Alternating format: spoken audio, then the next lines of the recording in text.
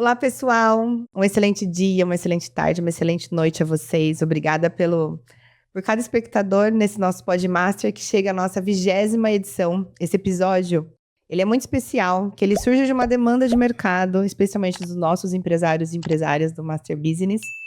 E o nosso convidado de hoje é Maurício Matsumoto. Seja muito bem-vindo. Obrigada pelo aceite ao nosso convite. E a nossa conversa é muito rica no sentido de utilidade para todos os tamanhos de empresa. A gente está aqui com dois empresários muito queridos, também diretores do Master Dois Business. não, três, você também. Não, vou falar de vocês dois primeiro. O Jefferson Lunardon, da JR Uniformes, Quatro, e o né?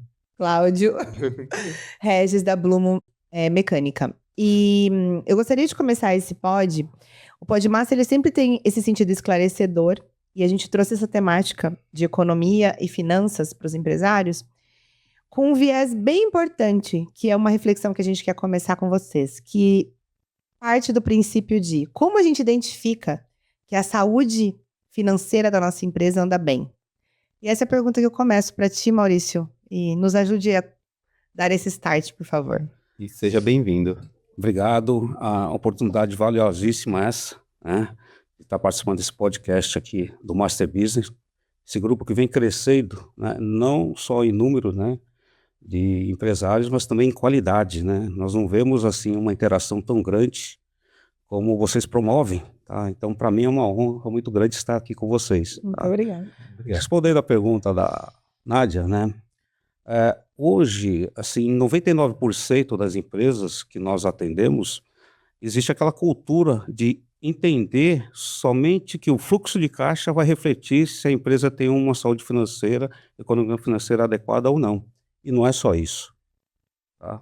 A principal função de um consultor, primeiro, é fazer um diagnóstico, apresentar para o empresário aqueles pontos que ele pode melhorar e, principalmente, promover uma mudança.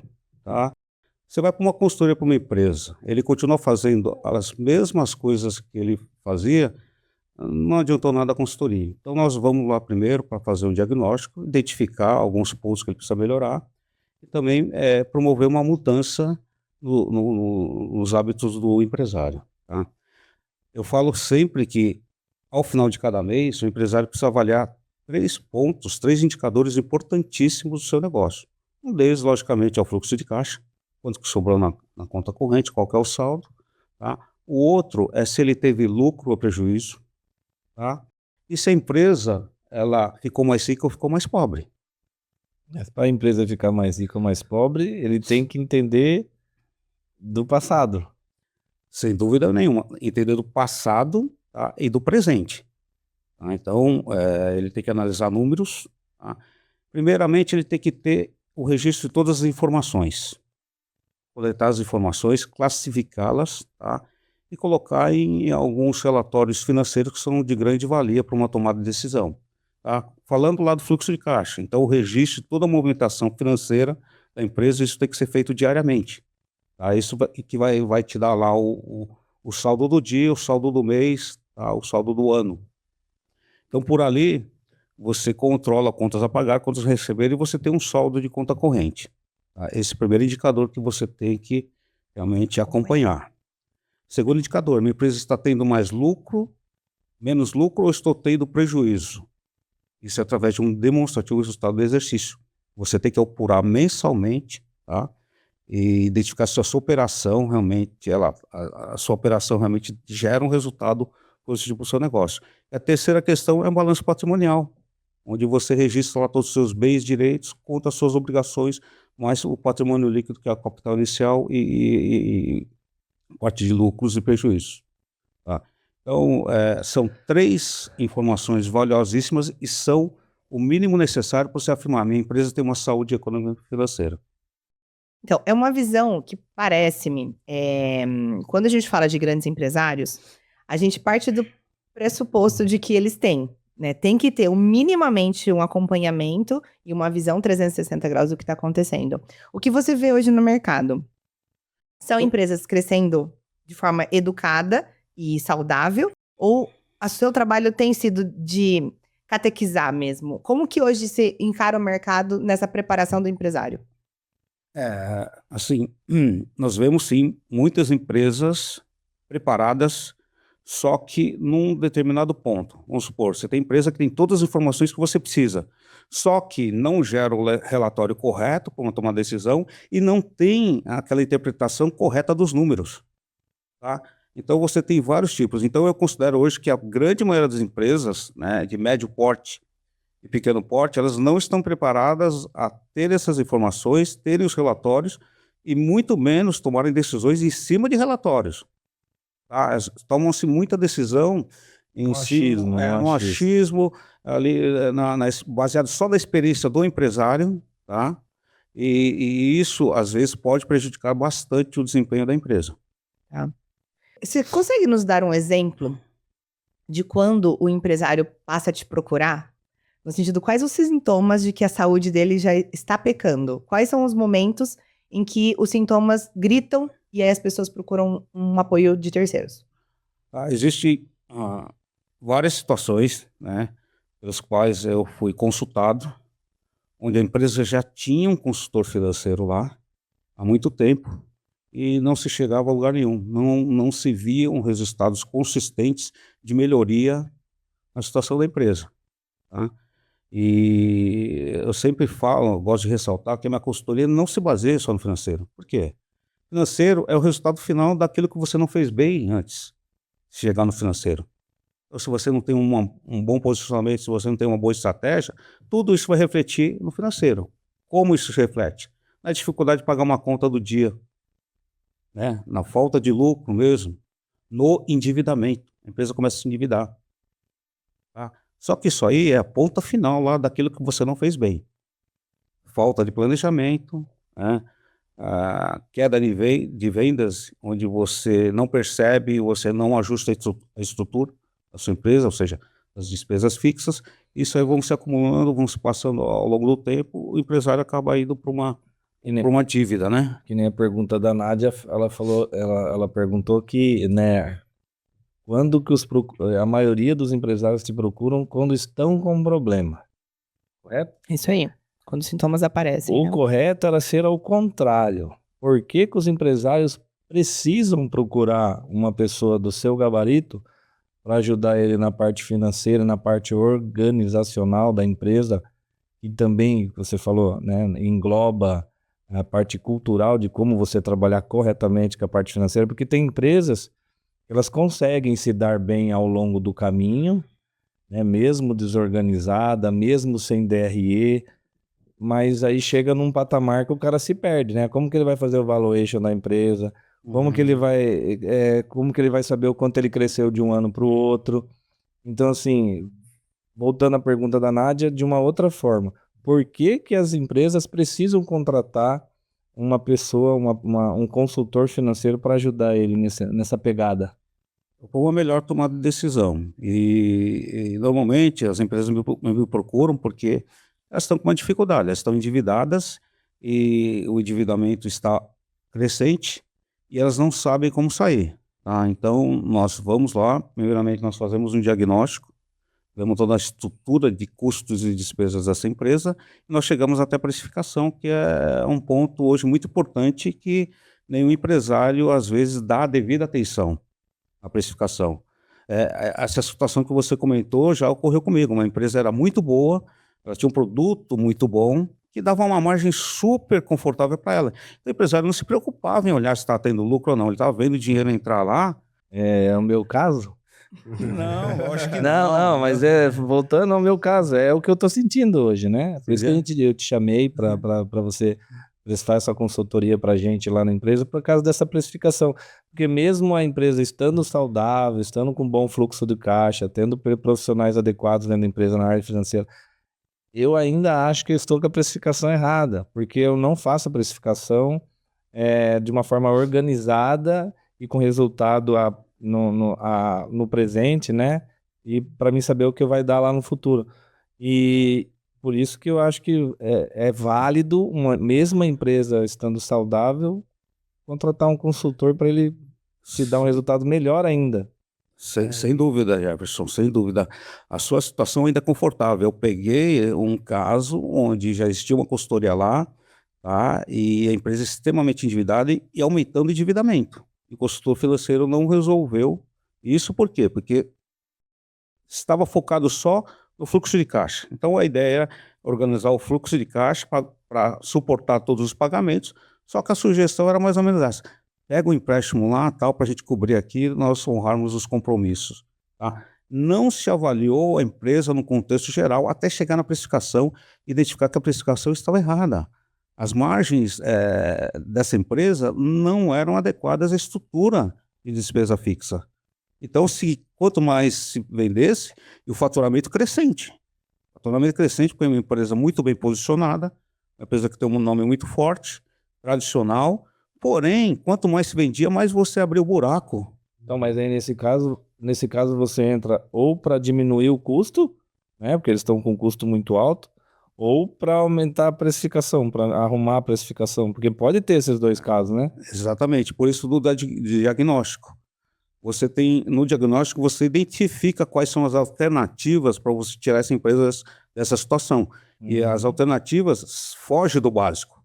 Tá? O que é comum você chegar numa empresa e o consultor chegar, fazer o diagnóstico e falar para você: você tem que aumentar a receita e diminuir a despesa. Pô, mas isso você não precisa falar para o empresário. Tá? Você tem que entrar realmente nos detalhes da operação, do modelo de negócio, identificar se aquele negócio ainda é atrativo, se tem clientes recorrentes, tem clientes novos entrando todos os dias, tá? Aí, para você realmente começar a colocar algum plano de ação para reverter esse processo. E nesse caso específico que eu comentei, foi a precificação. A precificação estava totalmente errada, o cálculo estava incorreto, tá? E uma estratégia que foi adotada que não era coerente, que é colocar uma margem linear para todos os produtos. Uma empresa que tem muitos itens de estoque, Diversidade, né? não dá para você colocar uma margem linear. Você tem que fazer um estudo, achar a margem ideal para aquele produto ou para aquela família de produtos, olhar o mercado, comparar e realmente adequar esse preço de venda. Porque se você aumenta muito o preço de venda, você está fora do mercado. E aí é pior para a empresa, cai o faturamento. Eu dou um grande exemplo, uma grande escola hoje, em termos de precificação, tá? É o setor de supermercados. O cara tem 50 mil itens lá, como é que administra tudo isso aí? Sem contar que a margem de lucro deles é muito baixa, é baixíssima, é Sim. 2%, 3%. No volume. Você ganha no volume. Então não pode errar. Se errar, o prejuízo Não pode errar e tem que estar lá. A mercadoria tem que estar girando, tem que estar negociando muito bem com o fornecedor, tem que fazer campanha, promoção, enfim. Não é só colocar o preço e deixar lá. Tá? Tem todo um plano de ação por trás para que o empresário atinja seu objetivo de lucro. Mas falando em consultoria, até pegando um pouco esse gancho que você menciona, você, como consultor financeiro, você vai abranger outros setores também da empresa, né? Porque você falando em precificação, ok, a gente está entrando na questão financeira, mas a questão financeira não está ligada somente ao dinheiro ali, mas, pô, o quanto você fatura, o como é o seu atendimento ao cliente, o como você trata o pós-venda, né? Porque, de repente, esse cliente que você tratou bem, ele vai te dar uma recorrência, então você vai ter um fluxo de receita maior. Então, não é só o financeiro, né? Então, você acaba abrangendo outras áreas da empresa também, né? Sem dúvida. Não dá para você olhar só para um departamento quando uma empresa está em crise ou precisa reverter uma situação não favorável. Tá? Você tem que realmente entrar no negócio do cliente, entender o modelo de negócio, entender o perfil do cliente, saber muito bem daquele segmento de negócio, estudar, porque você tem concorrentes. Tá? E aí sim você propor uma recomendação, propor uma estratégia, um plano de ação para o empresário. Então, você tem assim situações onde o modelo de negócios do cliente não é mais atrativo para o mercado. Então, ele tem que dar uma virada de 360 graus, porque senão ele não reverte aquele resultado. Ele fica na mesmice e ele acaba sendo ultrapassado pelos concorrentes. Você chega até a entender o que está acontecendo e você direciona, daí eu acho, alguém para estar avaliando aquilo, né?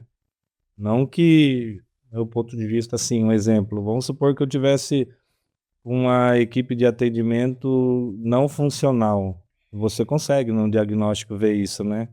Sem dúvida nenhuma.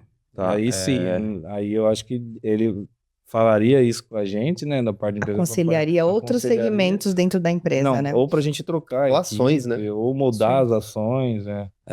Isso é muito comum, tá? A parte de vendas, ela é assim, é um departamento fundamental da empresa. Se ela não está bem treinada, bem alinhada, bem motivada, isso com certeza vai impactar no financeiro.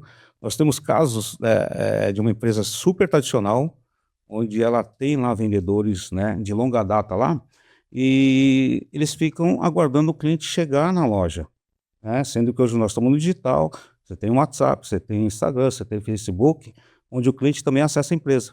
E eles são resistentes ao digital. Eles querem manter aquele modelo tradicional. Não, se não, o cliente vem aqui, tá, eu atendo ele, na realidade não é um atendimento, mas tira pedido, né?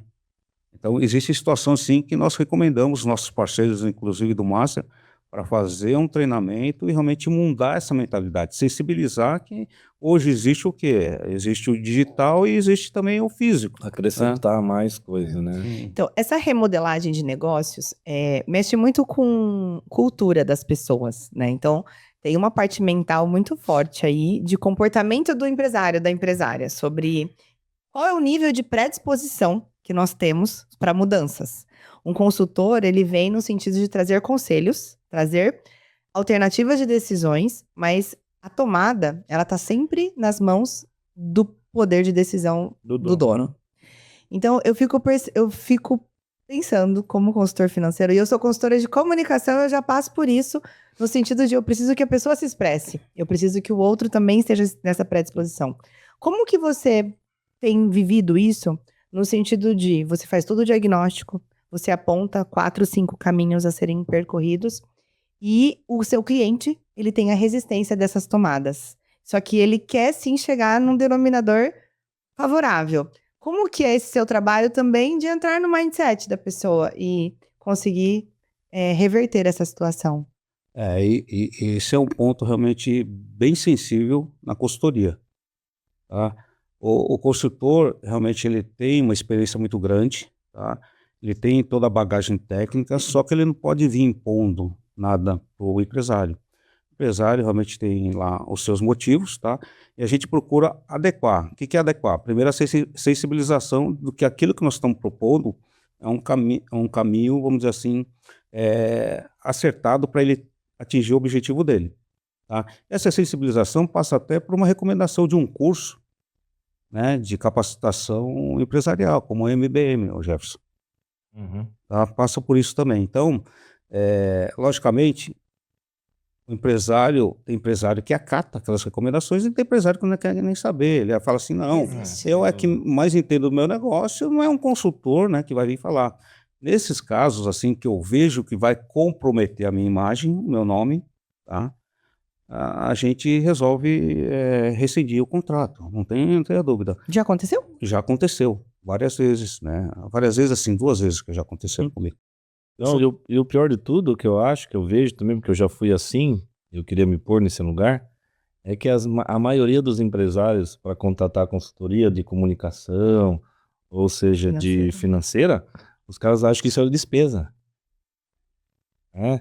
Eles não entendem que isso daí vai melhorar o desempenho da empresa, vai aliviar um monte de processos que hoje ele está fazendo errado dentro da empresa, e que um consultor muito bem gabaritado, igual é você falando isso, a gente nem gostaria de saber um pouquinho sobre a sua bagagem, né? Aonde você é formado, o que você já fez, aonde você já trabalhou, para as pessoas entenderem com quem a gente está falando, né? E depois a gente queria que você falasse um pouquinho sobre isso. Então é isso. Tirar esse paradigma de que consultoria é despesa. Não é despesa, é investimento. Sem dúvida nenhuma. Esses 2 casos que nós comentamos, foi por uma situação que eu não concordo, tá? É o fato do empresário estar em dificuldades, e ele tomar uma dívida para pagar as contas. Outra dívida. Então, tomar uma dívida para pagar as contas do dia né, e às vezes para pagar uma parcela de outra dívida. Então, eu não concordo com isso. Eu sou muito resistente e assim, em último caso, quando a empresa realmente está nos finalmente, está praticamente morrendo, se aquilo resolver, tudo bem, mas eu sou totalmente se encontra a tomar dívida. A empresa tem que resolver o problema dela com a estrutura que ela tem hoje. Essa estrutura envolve o quê? Capital também. Ela precisa gerar aquele capital por Sim. conta própria e não recorrer a capital de terceiros. Sim. Tá? Ela precisa ser plenamente capaz de suportar a sua estrutura.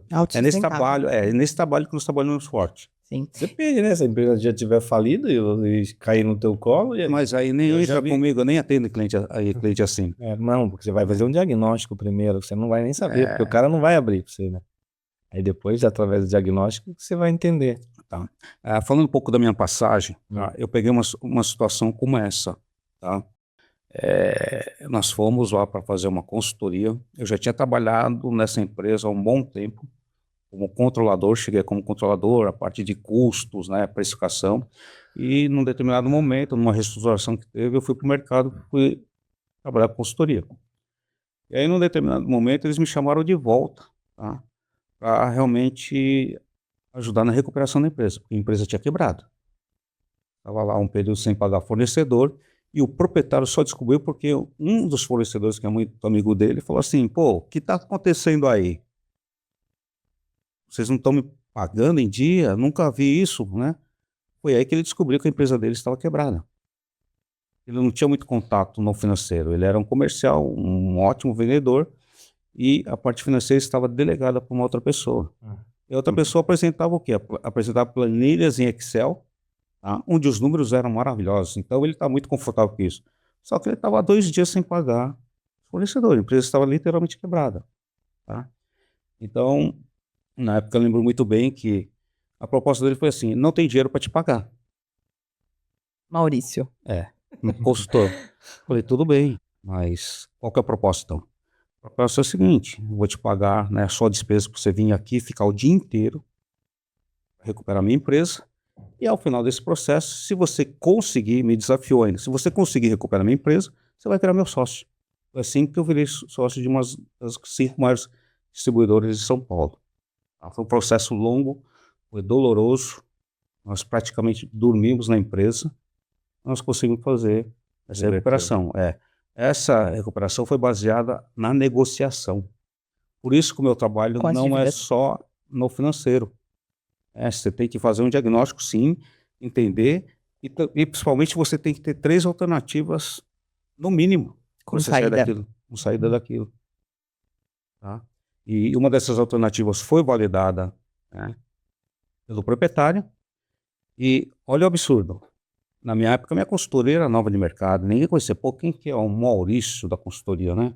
Então, quando você vai para uma mesa de negociação, isso tem um peso muito grande, que é a questão da credibilidade. Quem que é esse cara que está me propondo Esse desconto absurdo. esse desconto, né? Esse parcelamento indecente? E aí, uma das condições para que eu tocasse essa recuperação foi o seguinte, olha, nós vamos realmente propor uma coisa que realmente é inviável para a grande maioria dos nossos 220 fornecedores, e para isso nós vamos contratar uma das grandes consultorias do mercado. E aí eu fui pesquisar, tal, e nós achamos uma das grandes consultorias do mercado, simplesmente para sentar do meu lado, na mesa de negociação, e dar peso na proposta que nós iríamos propor. E a proposta era mais ou menos assim, tá? Não tinha outra alternativa. Claudio, estou te devendo 600 mil reais que eu estou atrasado, tá? E eu tenho mais R$1 milhão para mim te pagar nos próximos 60 dias. Eu vou juntar esse 1 milhão e 600, vocês me parcelam em 20 vezes? Não me deixe de me atender e me fornecer, porque senão eu quebro e você vai junto comigo. Proposta, assim, mais ou menos era essa. Você traz pro jogo, né? Assim, logicamente com um discurso bem afinado, tudo bonitinho, e o consultor lá daquela grande consultoria do meu lado para endossar a proposta. E assim nós fomos aí para os grandes fornecedores. Dos 220 nós escolhemos lá 14 Pra manter. que tinham 70% do nosso negócio, vamos dizer assim, inclusive grandes multinacionais, e fomos lá fazer essa proposta. Deu certo para os 14? Não deu certo para os 14, mas os principais que eu precisava, tá, do apoio, nós conseguimos. A empresa é viva até hoje. Não, a empresa realmente em 2008, nós tivemos lá a crise de 2008, tá? Naquele ano eu já tinha definido, no início de 2008, nós tínhamos definido que nós iríamos vender uma propriedade muito grande para baixar um pouco o endividamento da empresa, tá? O que não ocorreu, tá?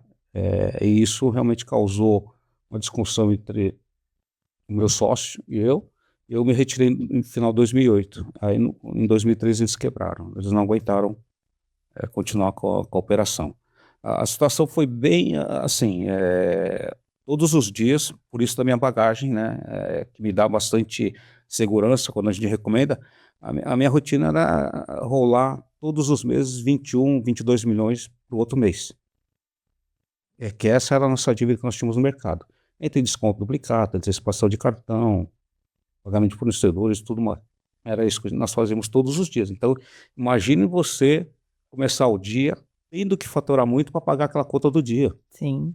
É muita estratégia para colocar na mesa. Isso tá Muito estômago, acima de tudo. Mas isso está falando de uma grande empresa, né? Hoje as pequenas e médias empresas, elas também têm esse mesmo problema, porém... Em cifras menores. Menores, mas o problema é o mesmo. O problema é o mesmo. E como a gente contratar, por exemplo, uma consultoria, né, para essas pequenas empresas? Em que momento que essas pequenas empresas podem buscar você? Então, nesses momentos que elas não entendem o que está acontecendo, no momento que elas continuam vendendo bem, mas não conseguem sair da dívida ou não conseguem pagar suas contas em dia. Esse é o ponto. Naqueles momentos também onde a empresa cresceu demais, exponencialmente, tá? E o dono fica com aquele receio. Puxa vida, né? Crescemos rápido demais, logicamente o tombo vai ser maior também. Então eles nos procuram para entender, controlar. para entender se a organização da empresa está adequada e principalmente se ela tem uma saúde financeira que suporte esse aumento de crescimento. Por quê? Porque não é simplesmente eu quero crescer, quero aumentar o faturamento. Tem a questão do fluxo de caixa. Quando você aumenta o faturamento, você tem que injetar mais dinheiro na operação. Porque o seu cliente quer pagar parcelado, não são todos os clientes que pagam à vista. Então o empresário não tem essa noção. Quer crescer, mas não quer colocar mais dinheiro no negócio. É o famoso capital de giro. E aí as coisas lá na frente vão começando a se enrolar. E aí vai começar a faltar dinheiro para honrar os compromissos em dia. Sim. E existe um tempo ideal para você estar dentro de uma empresa? Porque a gente fala de consultoria, a gente está muito ligado ao comportamento do empresário, né? E esse comportamento desse empresário, às vezes, influencia muito o seu trabalho, né? Como já foi dito aqui. E como você sustentar isso dentro de uma consultoria por um período? Porque você falou também que eu entrei numa empresa que já existia uma consultoria, daí eu entrei, fiz um novo trabalho. Poxa, mas não chega a ter um fim? Ou existe esse prazo? Como que seria? Eu parto do princípio que sim, o consultor tem que ter data para sair da empresa. Legal. Tá? Ele tem que ter data para sair da empresa. Então, o segredo para você determinar essa data é você fazer um belo diagnóstico, entender muito bem o que o empresário tem como necessidade, tá? E você fazer essa proposta já limitando o seu tempo de trabalho. 1 ano, 6 meses, Exatamente. É igual você fez a minha proposta, que é de 6 meses, um exemplo, né? Isso, exatamente. Tá? Legal. Então, existem casos, a grande maioria dos meus clientes hoje, nós fizemos proposta para 1 ano. Tá? Então, eu já estava batendo retirada, eles me propuseram renovar o contrato, porque tem mais coisas a ser feitas. Eles querem um pouco mais em termos de desempenho econômico-financeiro. Aproveitando, desculpa. Imagina. Aproveitando o embalo, eu quero fazer uma pergunta para você, o seguinte. Na sua visão, quanto tempo de consultoria já? Mais de 20 anos, eu tenho 35 anos de experiência 20 em gestão anos de empresas. como consultoria. E na sua visão, conversando com os empresários e tal, qual que é o diferencial da Matsumoto hoje perante as pessoas que também trabalham com consultoria financeira? Qual que é o seu diferencial que faria qualquer uma empresa contratar você? Bom, a primeira questão é aquilo que nós já comentamos. Eu faço um diagnóstico não só da área financeira. Eu vou buscar entender profundamente o modelo de negócio, tá? E tentar identificar onde que ele pode melhorar e vai refletir no desempenho econômico e financeiro. O segundo ponto é que sou eu mesmo que vou atender o cliente. Tá? Eu hoje trabalho sozinho e vou ficar sozinho. Eu tenho parceiros, sim, para compor uma área de vendas, uma área de comunicação. uma área de gestão de Mas é pessoas, você que está por mas trás. sou eu que vou É você fazer que o pega na mão. atendimento. É você que vai ali, pega na mão, fala qual que é o melhor caminho. Hoje eu entendo que a experiência profissional que eu tenho ajuda demais o empresário na tomada de decisões e principalmente na mudança até do comportamento dele, em alguns casos. Legal. Perfeito. É, agora, nesse gancho que você falou, fala um pouquinho de como que você entrou nessa há 35 anos atrás. Por que você decidiu isso em relação aos seus talentos, suas habilidades, formação e tudo mais, até chegar nos 20 anos de consultoria? Tem bastante tempo de podcast? Dá uma. Faz de forma sucinta. Resumido. Bom, eu não preciso falar a minha idade, né? Vocês já Não- percebem que Passou dos a gente 40. tem um pouquinho. Obrigado, Nádia. Eu comecei, primeiramente, com uma vontade muito grande de atuar no agronegócio. Porque lá atrás eu já vislumbrava que o agronegócio ia ser realmente uma boa opção de carreira. Tá? Eu, com muito novo, com 17 anos, fui fazer agronomia, tal. E lá eu identifiquei, puxa vida, isso não é para mim. Por quê? É muita decoreba. Você tem que decorar muita coisa, tal, e eu sou mais racional. Eu acho que tem que ser assim. Eu preciso entender para mim aprender. Tá? Então eu desisti, fui fazer um curso de matemática. E aí a faculdade que eu escolhi também deu um azar danado, porque é muito fraca, tal. E aí eu resolvi entrar na administração. Na administração, não sabia se eu ia gostar ou não, acabei me identificando muito, né? São Paulo? São Paulo, Me identifiquei muito, gostei das matérias e tal, e eu falei, eu vou por esse caminho, que eu acho que é isso que eu quero. E lá no final da faculdade, praticamente no penúltimo ano, surgiu uma oportunidade de fazer um estágio numa grande multinacional, tá? E lá no universo, lá tinha 75 pessoas que fizeram a inscrição e tal, e nós fomos lá, né? Passando etapa a etapa e, graças a Deus, eu fui escolhido. Então, eu agarrei isso com braço e pernas e essa empresa foi o grande aprendizado da minha vida, né? O que me deu a base para mim poder atuar hoje no mercado, tá? Então, essa empresa é a Siemens, né? Siemens é líder mundial no setor eletroeletrônico, e lá eu tive a felicidade de ter um mentor. Tá? Ele gostou muito do jeito como eu trabalhava, tudo mais, tal, me dedicava ao negócio, e ele foi meu mentor durante um bom período. Eu atuei lá na área de custos e controladoria. Um determinado momento, a hora que passou o estágio de 2 anos, eu fui contratado, fui efetivado e passei a responder pela área de custos, né, da empresa. E quando eu fui promovido para essa área, né, eu fui o responsável dessa área, a Siemens entendeu que aquele modelo de negócio não dava resultados. E ela propôs, né, foi para o mercado e propôs uma joint venture que acabou dando certo. Ela se uniu a uma empresa nacional. E nesse momento eu fui escalado para realmente avaliar as unidades fabris que a empresa tinha a partir daquela junção lá. Então eu viajava para o Rio de Janeiro para verificar a fábrica do Rio, né? Viajávamos toda semana para levantar todo o custo, toda a estrutura de custos, para eles tomarem a decisão de quais fábricas eles iriam manter, porque uma já era certa que eles iam fechar para reduzir a operação e ter lucro. E, infelizmente, a minha unidade foi que nós chegamos à conclusão que era a mais onerosa para o negócio, era que dava mais problema por uma série de motivos, inclusive pela estrutura que não estava adequada ao mercado. O mercado era realmente muito competitivo e não suportava aquela estrutura, tá? Então essa foi a minha grande base de aprendizado. Lá nós tivemos contato com balanço, com DRE, com a parte de precificação, diga-se de passagem, no modelo, né, brasileiro e também no alemão, que nós respondíamos para a Alemanha, então nós tínhamos que adequar toda a nossa estrutura à legislação alemã também. Então foi um aprendizado muito rico e, fora isso, eu tive a mentoria nesse período todo. A partir daí eu fui convidado também por outras empresas, fui assediado por outras empresas a estruturar o departamento de controladoria de outras empresas, aceitei o desafio e fui para uma empresa que tratava aço, trabalhava com aço, laminadora. ela vendia naquele momento lá, naquela época, ela vendia muito para as autopeças e eletrodomésticos, e esse mercado estava aquecido, estava em alta. Fomos lá, estruturando todo o departamento e nós também tínhamos metas de vendas. E olhando bem, pô, nós não batíamos a meta, isso estava deixando o empresário nervoso, né? Não estava entendendo. E eu fui estudar o mercado. E eu descobri que nesse mercado existia só uma empresa que fazia o tratamento térmico das peças. Como é que era o processo?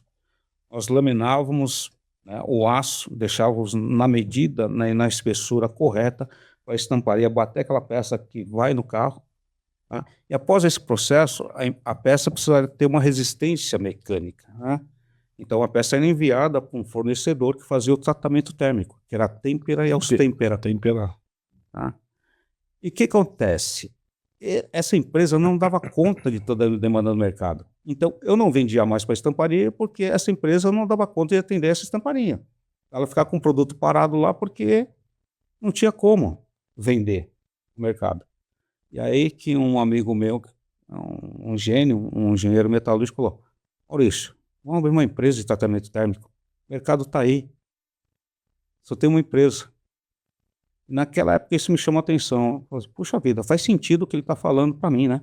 Porque nós temos todos os clientes que usam esse produto aqui em mãos, né? E temos também um mercado que está carente desse serviço. Foi aí que você montou outra empresa. Foi aí que eu montei minha primeira empresa, muito jovem. Seu primeiro empreendimento, sem ser... Durou uma iniciativa empreendedora. Durou até que um tempo razoável, vamos dizer assim, né?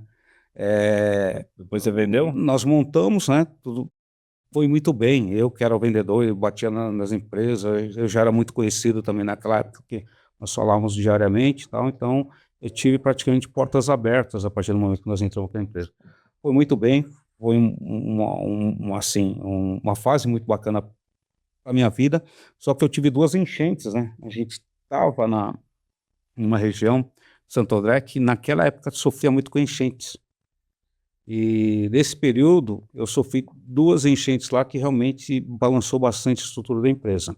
E aí chegou num determinado momento também, para abreviar um pouco essa passagem, chegou num momento que nós tínhamos que crescer, tínhamos que expandir. Eu era recém-casado, né, com o apartamento montadinho, 2 carros na garagem e tal, e eu não tinha dinheiro para investir nesse crescimento. Tínhamos que comprar mais fornos, estruturar mais a empresa. E naquele momento eu parei para pensar, falei, puxa vida, todo o know-how, todo o negócio não está em minhas mãos. Está nas mãos do meu sócio, que é a pessoa que mais entende desse mercado. Eu tomei a decisão, falei, não vou vender um apartamento para colocar aqui, para investir, e negociei e vendi minha parte para o meu sócio. Depois de uns 7 anos, mais ou menos, essa empresa foi vendida para uma grande metalúrgica lá da região. Que legal. Então, essa foi a minha primeira passagem como empreendedor. Muitas experiências, muitas dificuldades, né? Financeiras, inclusive, tá? Mas foi um aprendizado que agregou bastante para mim do outro lado da mesa, como empreendedor. Aí eu voltei para o mercado, tive uma passagem muito boa, né? Um aprendizado muito bom em franquias. Eu fui para uma das maiores franqueadoras de escola de inglês que existe no mercado até hoje. Lá nós tivemos que também realmente dar treinamento a franqueados, tivemos que realmente implantar o DRE, implantar as reuniões mensais para tomar decisões. Então eu já lidava diretamente com o dono e com a diretoria, apresentando esses relatórios, esses indicadores. Aí nós fomos também para uma outra empresa, tá? E essa empresa é justamente aquela que eu virei sócio no futuro, onde eles estavam crescendo muito, não sabiam precificar. Naquela época eles vendiam para várias regiões onde existe a diferença de ICMS, eles não sabiam calcular isso no preço de venda. O imposto varia. Então eles cravavam um preço de venda para o Brasil todo, e isso afetava diretamente a margem. Tudo bem, em São Paulo você tinha 18% de ICMS, só que na Bahia você tinha 7% de ICMS. Então você poderia vender muito mais para a Bahia usando uma estratégia de preço, uma diferenciação de preço, e isso eles não dominavam. Então fui contratado justamente para realmente Olhar pra isso. identificar isso e realmente propor. Hoje tem empresa que sai do estado onde está, monta em Santa Catarina, em outro lugar que a alíquota é mais baixa, para poder diminuir o ICMS, né? O Um custo. dos grandes casos é, assim, o que nós temos hoje é a Zona Franca de Manaus, né? Os montadores de motocicletas, eletroeletrônicos, Migraram pra lá. já vão para lá justamente para ter esse benefício. É. Tá? Essa questão dos carros 3 cilindros, carro meu, é uma questão de mercado? Lógico que não, o mercado não quer comprar carro meu, mas é uma alíquota mais baixa que você tem Tá. na indústria automobilística. Estratégico, né? Então, aí entrando na seara de tributos, a gente tem aí, em 2025, 2026, uma reforma tributária importante e que você está cada vez também aprofundando nisso porque vai bater na porta de todos por aqui também. Pequenos, médios ou grandes. Como que você tem visto essa preocupação e cuidado e estudo dos empresários em relação à reforma que vai impactar? Interesse em se aprofundar, zero. É mesmo? Mas vai dar um baque na economia, é isso? Sem dúvida nenhuma. Pra ruim ou bom? Assim, para o empresário que não está preparado, vai ser ruim. Ele vai ser pego de surpresa. O simples, o presumido ou real? Ou os Em três? todos os regimes de tributação. Porque existe hoje um cálculo no preço de venda, onde você embute os impostos todos no preço de venda, então você vende por aquele valor, tá? É isso, o cliente nem tem ciência do valor dos impostos que estão Decupadinho, linha por linha, Quem né? paga o empresário. hoje vai ser por fora. Então, o cálculo do imposto está por dentro, está embutido no preço de venda. Hoje vai ser por fora. Então, vamos supor que eu tenho um produto que custa R$100. Todos os impostos, PIS, COFINS, Já vai ICMS, estar ali. tá lá dentro, você enxerga só R$100. Dali para frente, não, vai ser por fora. Eu tenho um produto de 82, vamos supor, e eu vou ter um destaque de 18% de ICMS que já vai estar direto para o governo, é imediato. Tá. Você não tem mais aquele prazo para recolher. Você está falando que é igual nos Estados Unidos. Então, Eu ia exemplo. falar isso. Exatamente. A nota fiscal dos Estados Unidos é assim, é bem clara sobre o que está sendo direcionado. Que você tá O Japão pagando, né? também. Exatamente. Tá? Então, mas isso, na minha visão, não é ruim. Não, isso não é ruim. Traz a vantagem da simplificação do reclame dos impostos. Acaba com a guerra tributária entre os A estados. desvantagem é que a gente vai ter que pagar naquele mesmo dia o imposto, naquela mesma Perde o hora que prazo. você perde aquele prazo que você fazia Exatamente. dentro dos 30 dias. Então, você o cara vai ter tem que se organizar nisso. Você tem que ter mais fluxo de caixa. Tá? Então, E isso vai entrar quando? 26 começa, termina em 2032. Em 1926. Termina? 6 2032. anos de adequação. 7 anos. 7 anos, porque vai ser gradual a implantação. E vai começar impactando quem primeiro, Maurício? Todo mundo, desde a pessoa física até a pessoa jurídica. Principalmente os maiores, porque os maiores que têm uma alíquota bem maior, que tem uma despesa bem maior, É proporcional, né? vai ter que pagar em cima Não sei se os maiores também. Os E a pequenos. razão disso? A razão disso é simplificação. Tá? A empresa, qual que é a vantagem da empresa? Ela não vai ter aquela estrutura enorme para apurar o imposto. Então ela vai ganhar em tempo de mão de obra. E os contadores que tinham esse trabalho? Os contadores vão ter mais trabalho ainda, porque eles vão ter que dominar todo esse assunto e vão ter que ajudar o empresário a adequar a empresa a esse novo regime de tributação. Então, mas E depois de adequado? Passou 6 anos tudo adequado. O contador tem papel? Tem. O contador vai ter sempre um papel importante, porque ele enxerga a empresa de uma maneira realmente que ele pode recomendar para o empresário os melhores caminhos. Tá? Ele vai ser um consultor, ele deixa de ser um escriturador para ser um consultor. Menos da empresa. operacional. Tá. E isso a gente está falando aqui dentro, o Maurício, nível Brasil, mas como que você enxerga hoje toda essa situação global e como que você vê que os empresários poderiam se preparar para essas questões tarifárias, né, que vêm sendo impostas, né, a nível mundial? Você vê que isso pode, de alguma forma, afetar a gente aqui dentro, no Brasil? Com certeza. Tá? Nós não somos um país isolado, né? Nós temos aí negócios com o mundo todo praticamente e existe uma operação de compra e venda, tá? Então, se o dólar aumenta, a primeira coisa que você percebe é que o pãozinho vai ficar mais caro. Então, todos esses pontos, sejam mundiais ou sejam internos aqui da nossa economia, afetam diretamente o empresário. Eu sempre falo que empresário, ele não é obrigado a dominar todos os pontos da sua empresa, todos os departamentos da sua empresa. Ele tem que ser bom no negócio que ele se propôs a fazer. Ele precisa ser muito bem assessorado e munido de informações. Tá? Essa é a obrigação dele. Tá? O empresário precisa ser especialista em finanças, em controladoria? Não. Ele precisa ser especialista em marketing digital? Não. Mas ele precisa ter uma boa assessoria. Tá? Essa boa assessoria pode ser um consultor, pode ser uma empresa que vai fazer isso por ele.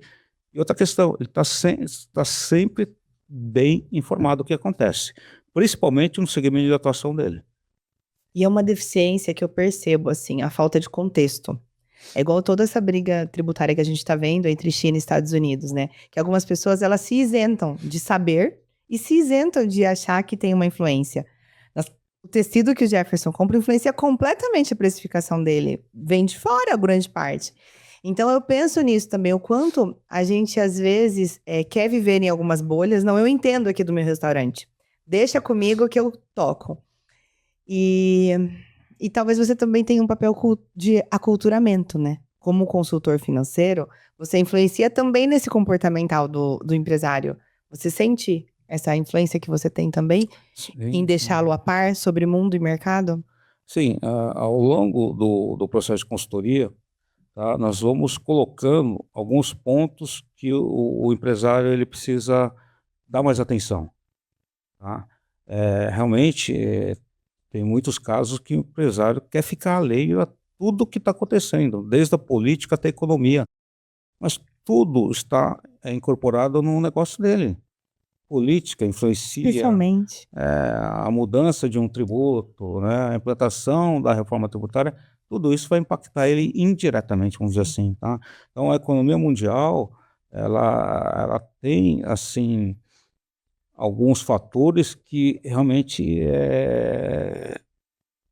ou ajudam ou dificultam a vida do empresário. Sim. Então ele precisa entender, ele precisa ter um raciocínio lógico de como essas transformações podem chegar na empresa dele e se chegar realmente, como ele pode se preparar para evitar lá, né, que isso gere impacto grande ou não no seu negócio.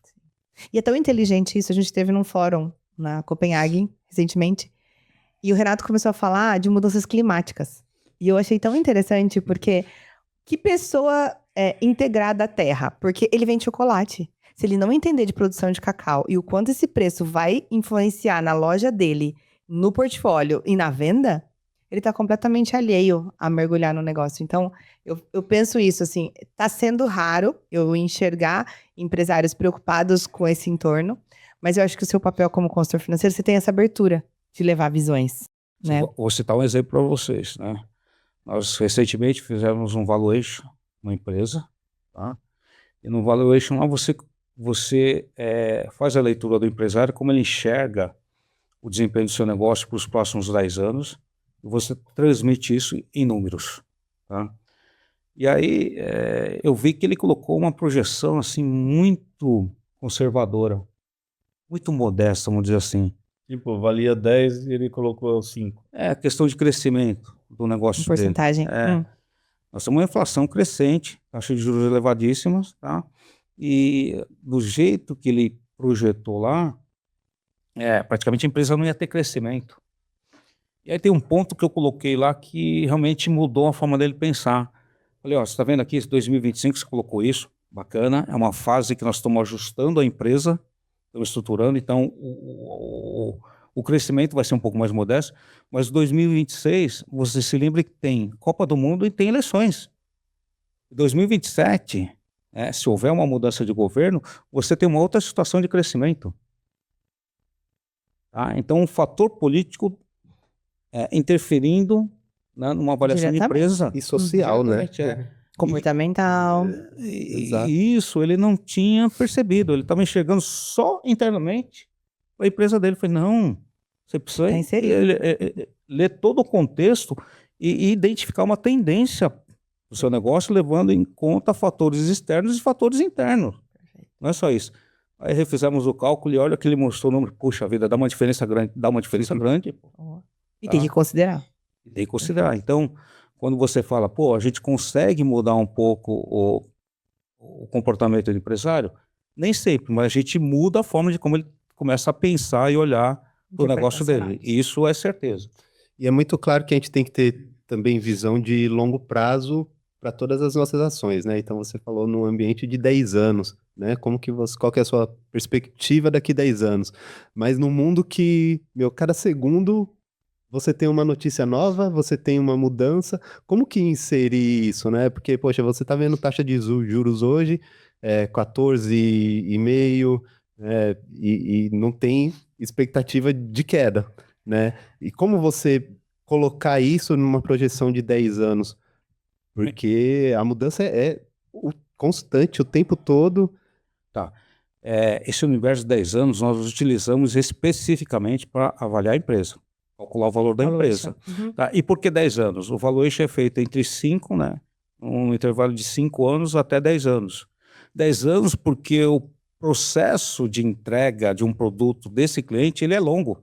Dura 1 ano e meio para entregar um produto pronto. Tá. Então, a operação dele ela é muito extensa, é muito longa. Então, 5 anos não iria dar para refletir todo o desempenho econômico-financeiro que ele tem em apenas 5 anos. Então, Certo. especificamente para uma avaliação de empresas, você define 5 ou 10 anos. Para o dia a dia é outra situação, Cláudio. Para o dia a dia, você tem que projetar pelo menos 1 ano para frente. Então, o ano passado, eu até faltei em alguns compromissos, né, que eu tinha no Master, justamente quando nós estávamos na fase de planejamento. O planejamento começa em setembro, para você ter uma ideia. Nas multinacionais, eles começam a falar de planejamento em setembro, onde eles fazem uma leitura, uma análise de tudo aquilo que aconteceu no passado e começam a fazer previsões, projeções de como vai ser o próximo ano comercial, tá? Então, para quem não tem planejamento, ainda acho que dá tempo de montar um planejamento para esse ano de 2025. Então, você colocou muito bem, hoje, na atual situação que nós temos aí, de volatilidade de mercados, não dá para você projetar mais do que 1 ano, vamos supor. Não é coerente. O mercado está aí, muda muito. Está mudando muito. Você tem novos concorrentes, novos modelos de negócios entrando, você tem o perfil do consumidor que está mudando, tá? Uma geração que está vindo com um consumo totalmente diferente. Então, tudo isso você tem que levar em consideração na hora de fazer um planejamento. Eu quero fazer uma pergunta rápida. E se você puder dar aí umas 3 ou 4 ações, seria interessante. Ó. O que faria qualquer tipo de empresário contratar a Matsumoto, né? O que você entregaria para essa pessoa na certeza dele ter uma melhoria na empresa dele?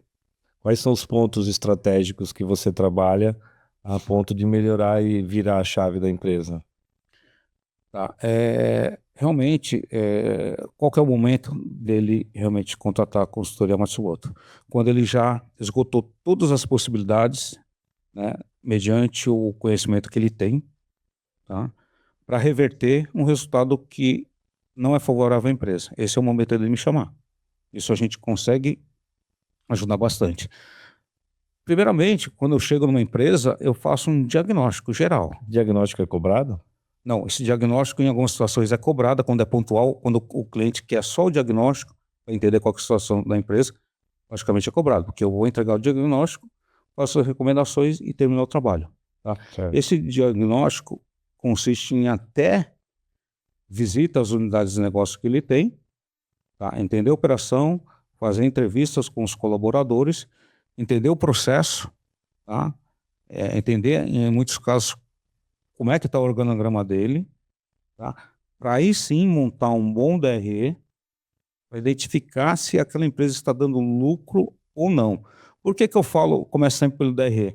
Porque o DRE, ele é o ponto de partida para você realmente gerar caixa, para você ter realmente um crescimento da empresa, para a empresa ficar mais rica. Porque ali, se você não está tendo capacidade de pagar todas as suas contas em dia e ter um lucro na sua operação, a gente tem que começar por ali. A empresa precisa começar a gerar resultados. E você enxergar, né? Aonde está o gargalo, aonde você tem que fechar, onde você tem que impulsionar mais, talvez, né? Então você consegue dar visão. É um processo, uma técnica que realmente ela é bem delicada, porque o empresário, primeiro, ele precisa ter informação. Começa por aí. Nem toda empresa tem as informações que você precisa.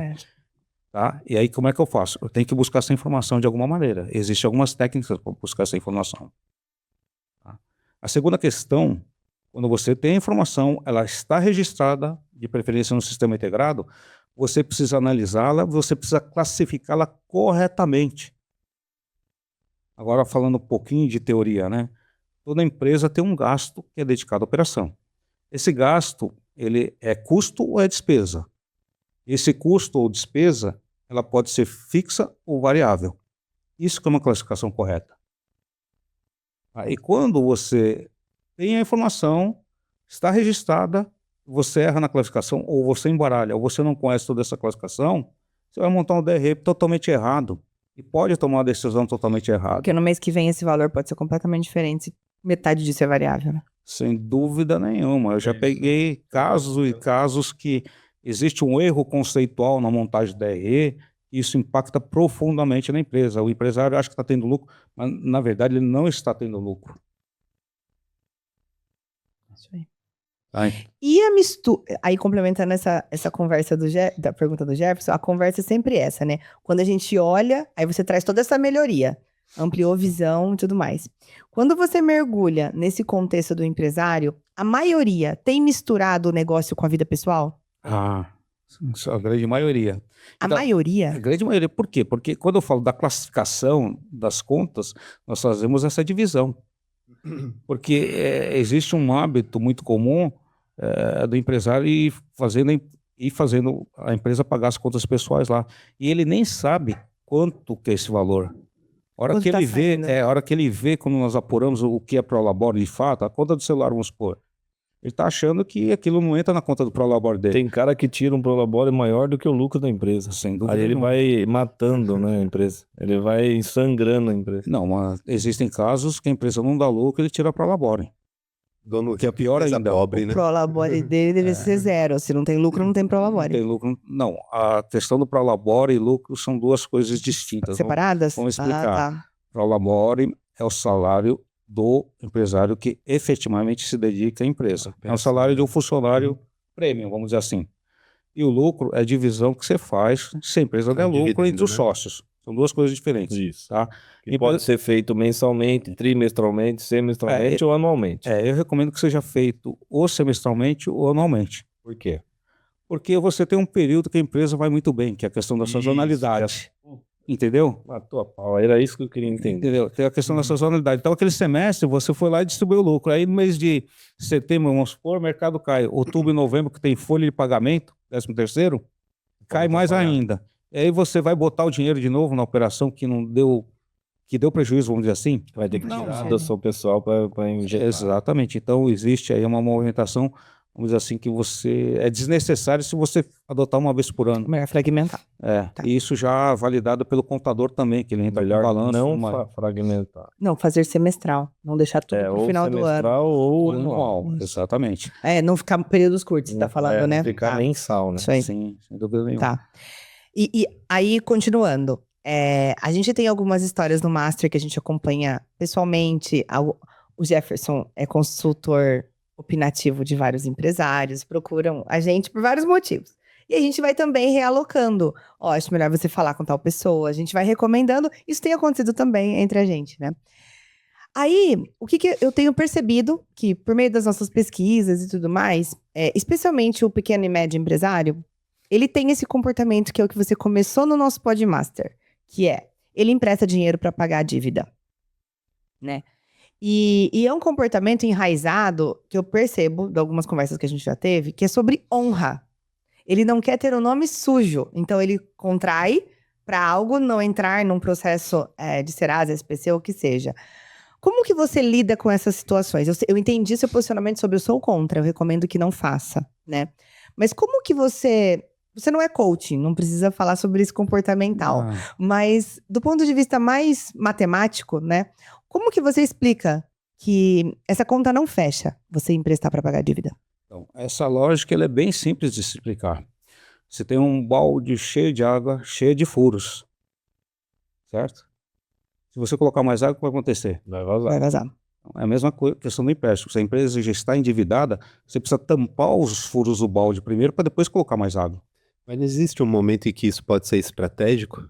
Existem vários momentos que são Mas aí você tem estratégicos. que ter um consultor para Sim. ver se para ele validar ou não. Porque você vê taxa de juros, quanto que eu pago de juros a cada mês desse empréstimo? Mas se de repente eu fizer um novo empréstimo com uma taxa de juros menor, logo né, eu consigo quitar e pagar mais bem barato. interessante você estar falando que eu não vou citar quem é o empresário, mas eu tive participando de uma negociação com um grande empresário e eu não sei o porquê, não sei se é estratégia ou não, mas ele trabalha muito com empréstimo de banco. Ele faz girar o movimento dele com empréstimo de banco. Não sei o porquê, não sei se é certo, não sei se é errado, não é o meu caso. Mas tô falando de milhões. Então, um exemplo. Ele estava com uma dívida de milhões, onde ele pagava uma parcela de 6 milhões por mês. Então, uma base do empréstimo que ele fez.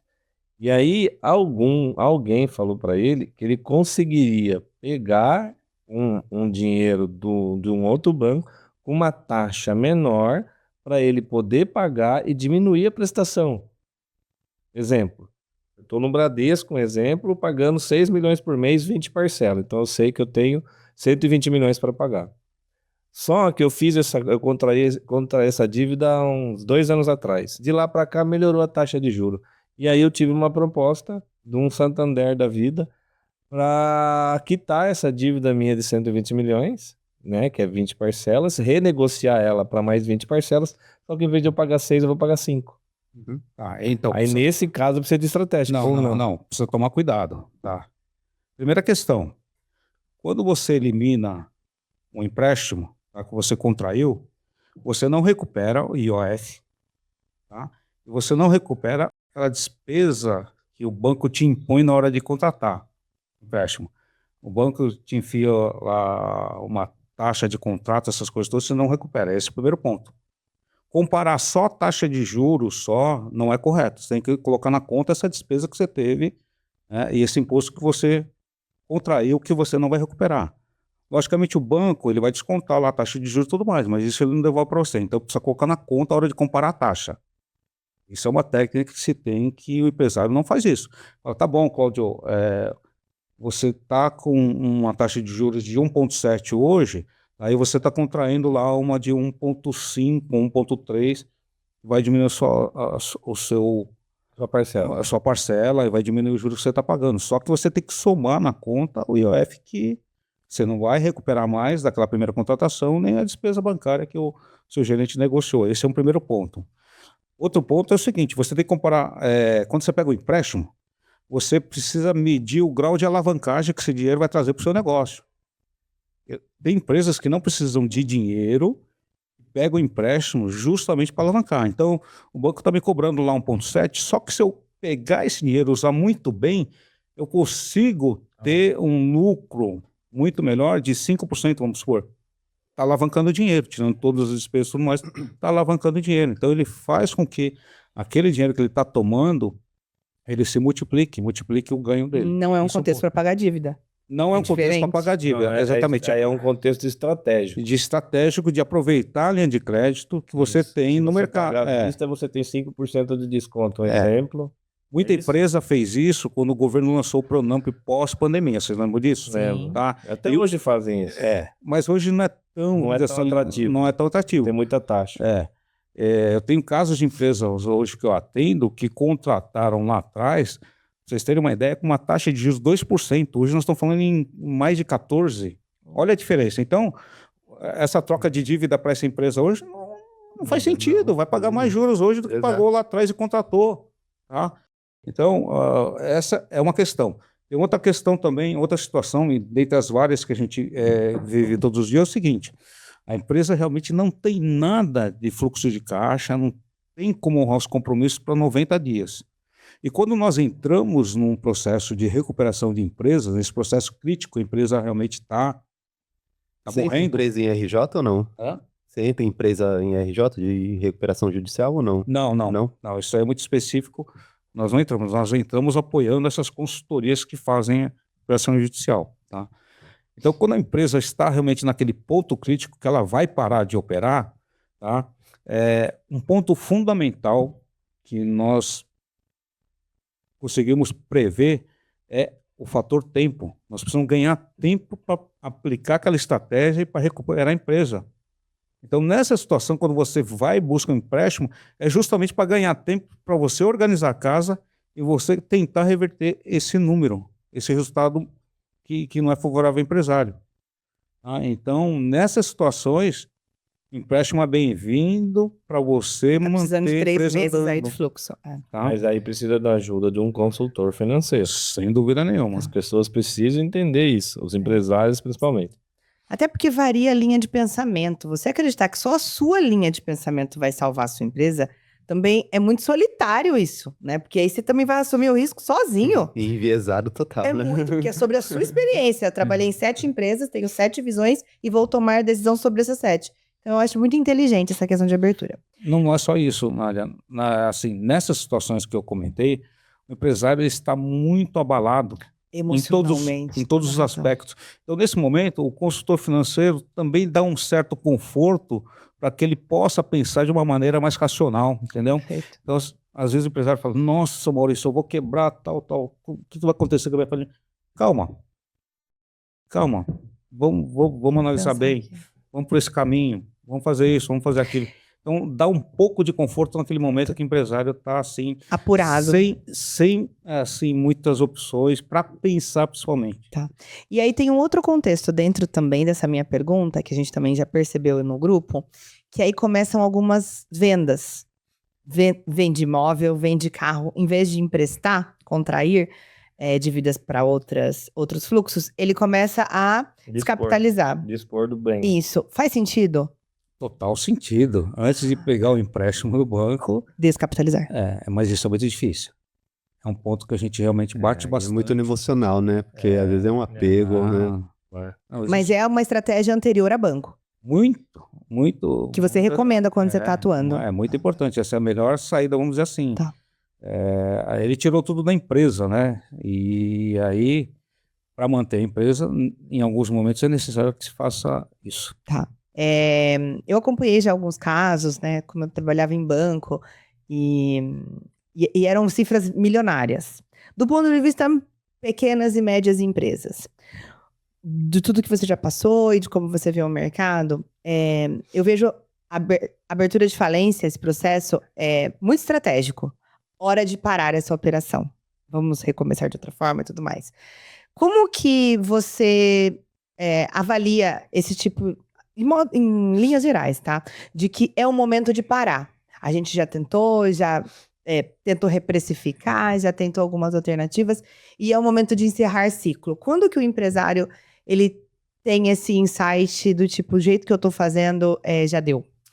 Então, deixando bem claro aqui, a consultoria ela não toma nenhuma decisão. É Quem só toma é o dono. É o dono, é o proprietário. Nós colocamos assim todos os cenários possíveis através de números apurados, números, né, realmente Que é o diagnóstico. bem elaborados, tá? Mas quem toma essa decisão Não é é o o dono. empresário. Essa decisão deve ser tomada quando realmente a dívida está aumentando a cada dia, tá? E quando também vai consumir todo o patrimônio pessoal do empresário. Então nós alertamos pelo seguinte, tá bom, a empresa está aumentando muito rápido a dívida, tá? Você não tem mais mercado, o negócio não é mais atrativo, a gente coloca tudo isso em números, ele que faz essa análise, tá? Essa leitura e para tomar decisão. Então, quando o negócio não é mais atrativo e não tem mais jeito realmente de ser recuperado, o tamanho da dívida não é compatível com nenhuma estratégia que ele pode adotar para seguir em frente, e isso também pode comprometer e vai comprometer o patrimônio pessoal e vai realmente mudar muito a vida do empresário.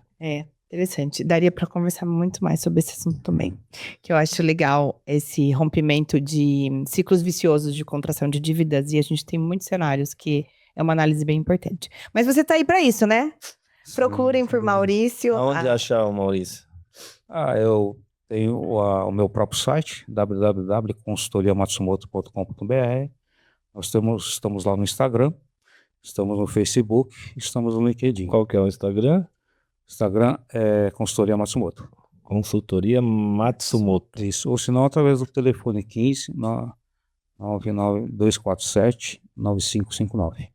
Perfeito. E Maurício faz parte da nossa rede Master Business e toda última quarta-feira, mensalmente, a gente também se encontra e a gente tem esse aprendizado e essa rede de conexão que o Master promove. E agora, em abril, dia 30 de abril, nosso encontro é sobre vendas exponenciais, né? Do comum ao extraordinário, ao excepcional.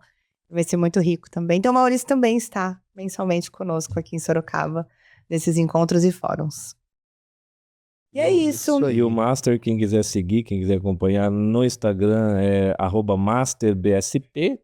O nosso site é www.masterbsp.com.br. Perfeito. E o que mais? E aqui no canal do YouTube, que E o também canal é. do YouTube, que é o Master. Podmaster. É o Podmaster, mas o arroba é o mesmo, Master BSP. Isso aí. Muitíssimo obrigada, gratidão pelo seu tempo, por todo o seu conhecimento. Acho que são temas que entram. Eles são práticos, mas eles entram na alma, porque mexe demais com as nossas vidas, né? Sem dúvida. Então, é legal contar com você também no grupo, porque a gente sempre tem os pontos da vida e a gente tem também onde recorrer. E parabéns pelo trabalho maravilhoso. Obrigado, foi realmente para mim é gratificante estar aqui com vocês. Estou sempre à disposição. Muito obrigada. Um abraço. Gratidão, Até a Maurício. próxima. Até a Fiquem com a próxima. gente no nosso Podmaster. Até mais.